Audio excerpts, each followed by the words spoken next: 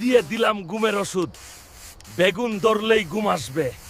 এখন শুধু চোর আসার অপেক্ষা। খেলা হবে। ভাবি, তুমি কি খবর শুনেছো? এটা একটা বিপর্যয়।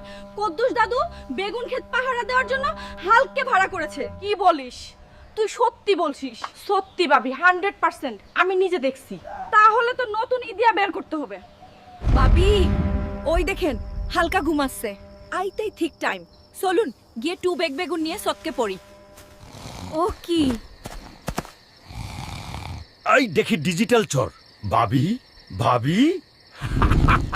ভাবি ভাবছে আমি ঘুমিয়ে আছি, কিন্তু ভাবি তো জানেন আমি যাতে মাতাল তালে ঠিক।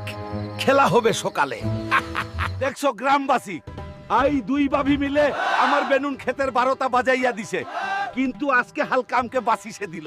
তা আমি ভাবছি আমার বেগুন চুরি করার অপরাধে আমার কোনো জরিমান